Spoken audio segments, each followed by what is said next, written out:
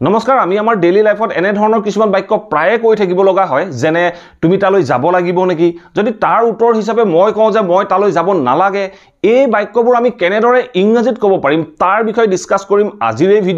ভিডিঅটো বিগিনাৰ সকলৰ বাবে বা সকলোৰে কাৰণে অত্যন্ত গুৰুত্বপূৰ্ণ হ'ব আপোনালোকে স্কিপ নকৰাকৈ হেকলৈকে চাওক আমি এনে ধৰণৰ বাক্য প্ৰায়ে আমি আমাৰ ডেইলি লাইফত ব্যৱহাৰ কৰি থাকিব লগা হয় সো আহক এটা ভিডিঅটো আৰম্ভ কৰো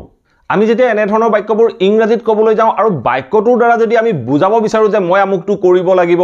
তাই আমুকটো কৰিব লাগিব এনে ধৰণে ক'বলৈ যাওঁ তেনেকুৱা ক্ষেত্ৰত আমি বাক্যটোত ব্যৱহাৰ কৰিব লাগে have to বা has to প্ৰেজেন্টত আমি ব্যৱহাৰ কৰিম have to বা has to যদি আমি পাষ্টত ক'ব লগা হয় তাই আমুকটো কৰিব লগা হৈছিল তাই ৰুমটো সাফ কৰিব লগা হৈছিল এনে ধৰণে ক'বলৈ যাওঁ তেনেকুৱা ক্ষেত্ৰত আমি পাষ্টৰ কাৰণে ব্যৱহাৰ কৰো had to আমি এই ভিডিওটোৰ জৰিয়তে জানিবলৈ যত্ন কৰিম আমি নেগেটিভ বা ইন্টাৰোগেটিভ সেন্টেন্সৰ ক্ষেত্ৰতো আমি have to had to কেনেদৰে ব্যৱহাৰ কৰিব পাৰো সো আমি কেইটামান এক্সাম্পলৰ মাধ্যমেৰে ইয়াক বুজিবলৈ যত্ন কৰো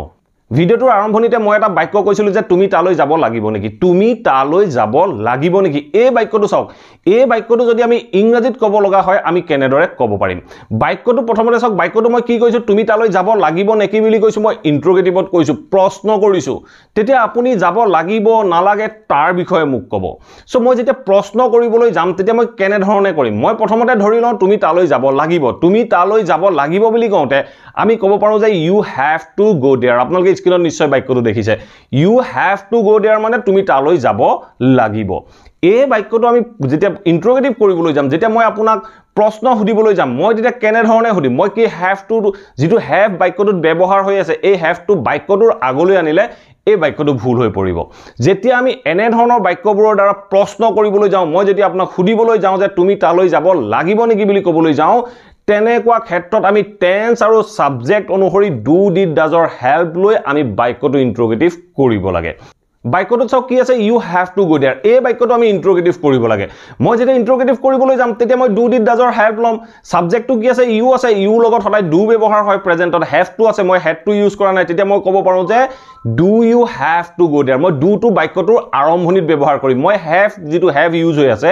এই have to যদি মই বাক্যটোৰ আগলৈ লৈ আনো বাক্যটো ভুল হৈ পৰিব মই ক'ব লাগিব do you have to go there মানে হল আপুনি তালৈ বা তুমি তালৈ যাব লাগিব নেকি এতিয়া যদি আপুনি ক'বলৈ যায় যে মই তালৈ যাব নালাগে বুলি ক'ব লগা হল তেতিয়া আপুনি কি কৰিব I have not to go there কলে আপোনাৰ বাক্যটো ভুল হৈ পৰিব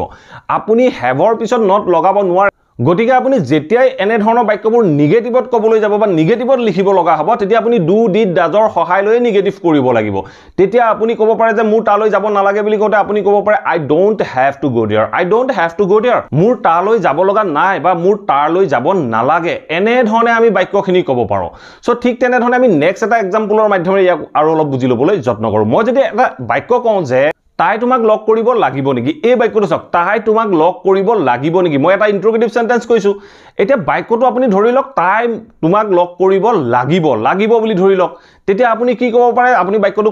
ক'ব পাৰে যে she has to meet you কাৰণ she টো হল থাৰ্ড পাৰসন সিঙ্গুলাৰ নাম্বাৰ লগত প্ৰেজেন্টত has to ব্যৱহাৰ হয় তেতিয়া মই কৈছো যে she has to meet you তাই তোমাক লগ কৰিব লাগিব মই আপোনাক বাক্যটো কৈছো যে তাই তোমাক লগ কৰিব লাগিব নেকি বুলি মই প্ৰশ্ন কৰিছো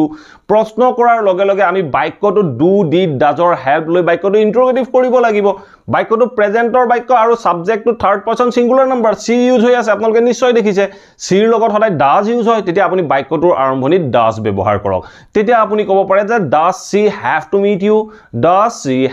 meet you যেতিয়া আমি does ব্যৱহাৰ কৰো বা did ব্যৱহাৰ কৰো তেনে তাৰ পিছত যেটো ভাৰ্ব হয় ভাৰ্বটো সদায় আমি বেস ফৰ্মত ব্যৱহাৰ কৰো গতিকে এই বাক্যটোটো আমি doesৰ পিছত does she has to নকৈ আমি কৈছো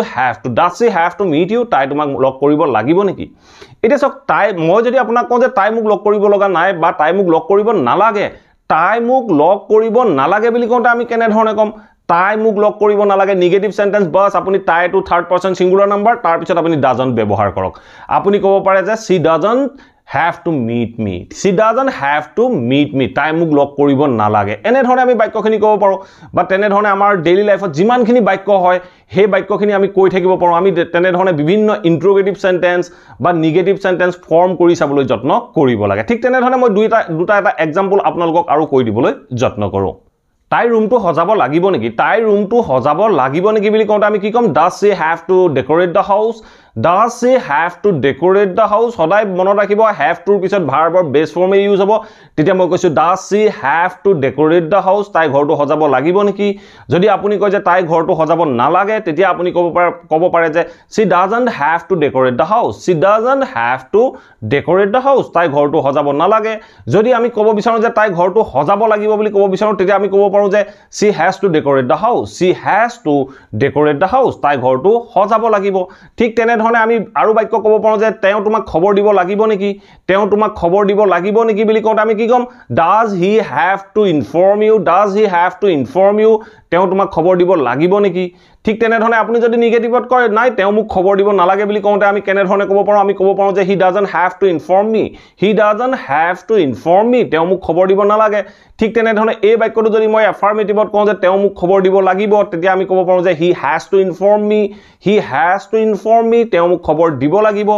ঠিক তেনে ধৰণে আমি বিভিন্ন বাক্য আমি নিগেটিভ ইন্ট্ৰোগেটিভ বা এফাৰ্মেটিভত উত্তৰ দিবলৈ যাওঁতে আমি কেনেদৰে দিব পাৰো তাক আমি প্ৰেক্টিস কৰি চাবলৈ যত্ন কৰিব লাগে এতিয়া আমি পাষ্টৰ দুটা এটা এক্সাম্পল চাই লবলৈ যত্ন কৰো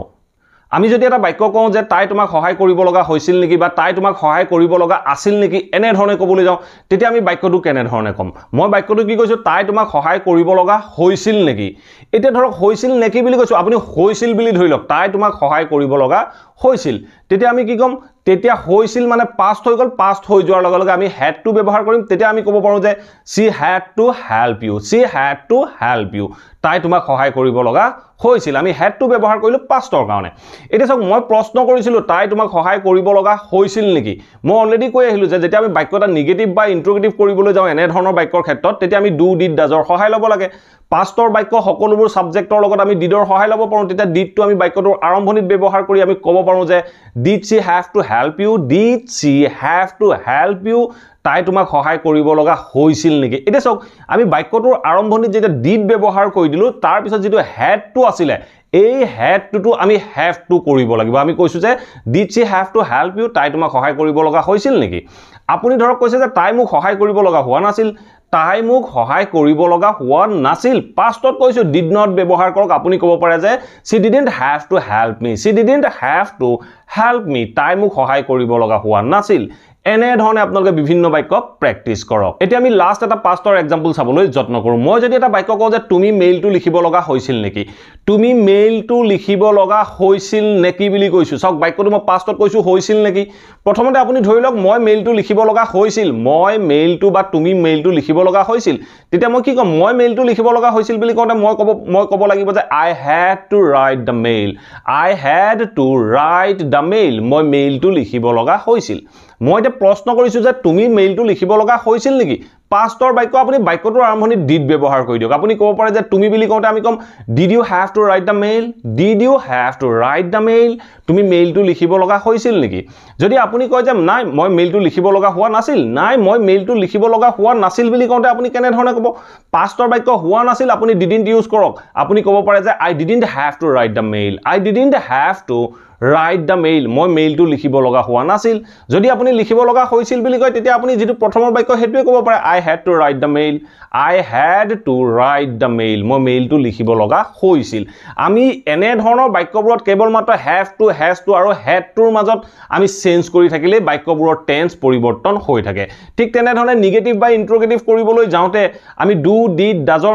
আমি চেঞ্জ কৰি টেন্স অনুসৰি বাক্যবোৰত ব্যৱহাৰ কৰি থাকিলে আমাৰ বাক্যবোৰে বিভিন্ন টেন্সৰ ৰূপ লয় আশা কৰো এই ভিডিওটোৰ পৰা আপোনালোকে নিশ্চয় বুজিব পাৰিলে have to বা has to বা had to বাক্যবোৰ আমি কেনেদৰে নিগেটিভ ইন্ট্ৰোগেটিভ কৰি আমি আমাৰ ডেইলি লাইফত ব্যৱহাৰ কৰিব পাৰো যদি ভিডিওটো ভাল পালে প্লিজ ভিডিওটো লাইক কৰক আৰু সকলোৰে মাজত শেয়াৰ কৰি যাবলৈ সমুলি নাপাহৰিব এনে ধৰণৰ কনসেপ্টবোৰ আমাৰ ডেইলি কনভাৰসেচনৰ কাৰণে অত্যন্ত গুৰুত্বপূৰ্ণ যদি আপোনালোকৰ কিবা কোৱেশ্চন আছে কিবা টপিক আছে then let me know in the comment box below মই আপোনালোকৰ টপিকবোৰৰ ওপৰতো ভিডিও প্ৰস্তুত কৰিবলৈ যত্ন কৰিম আৰু যদি এই চেনেলটো সাবস্ক্ৰাইব কৰা নাই প্লিজ সাবস্ক্ৰাইব কৰি অল নটিফিকেশন অন কৰি লব মই এনে ধৰণৰ ইংলিশ লাৰ্নিংৰ টপিকৰ ওপৰত ৰেগুলাৰ ভিডিও আপলোড কৰি থাকো আপোনালোকে নটিফিকেশন পাব আৰু ভিডিওবোৰ চাব পাৰিব thank you for watching this video have a nice day